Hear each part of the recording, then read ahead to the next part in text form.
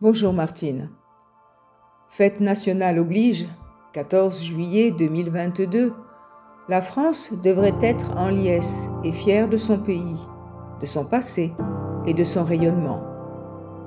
Il n'en est rien d'un bon nombre de citoyens français, et votre président tout-puissant et incontesté lors de son premier mandat demeure aujourd'hui très surpris et cherche même comment retrouver la confiance et l'estime de ses citoyens.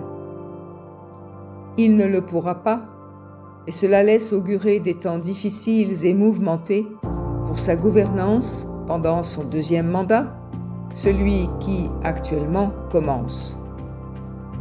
Maintenant, le contexte de guerre, les difficultés économiques que vont connaître globalement les pays européens viendront se surajouter. Et nous-mêmes, nous ne pouvons pas vous dire ce qui adviendra de l'équilibre imparfait peut-être, mais équilibre tout de même, maintenu pendant ces 70 ans passés. Un rien peut tout faire basculer, et à ce rien, vous êtes maintenant confrontés.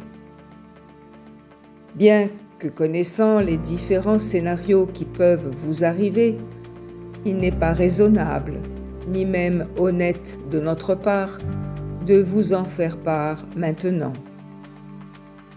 Si je me permets de prendre la parole aujourd'hui, et je ne la reprendrai d'ailleurs pas, d'autres êtres de lumière le feront, je ne le fais qu'exceptionnellement, non pas pour vous faire un tableau de votre situation européenne et mondiale, mais pour vous exhorter à vous mettre à travailler. Oui, j'ai bien dit à travailler. Et à travailler quoi, me direz-vous? À travailler certaines vertus totalement reléguées, oubliées même, ou voire inconnues de beaucoup d'entre vous. Et ces vertus, quelles sont-elles? Elles sont celles que bien des êtres purs et aimants ont prodiguées eux-mêmes. Je veux parler de l'amour, de la fraternité et de la solidarité. Et c'est sans attendre que vous devez impérativement les intégrer et les faire vivre dans votre quotidien. Enfin, pour terminer, sachez que même si l'actualité et les événements peuvent vous effrayer, et vous avez raison de l'être, vous pouvez et vous devez y faire part en étant certain que vous pouvez vaincre l'adversité et retrouver peu à peu, ce sera long pour vous qui êtes attachés à l'immédiateté, à ce pourquoi vous vous êtes incarnés, à savoir la joie de vivre, d'aimer et d'être aimé, car vous l'êtes et vous l'avez toujours été.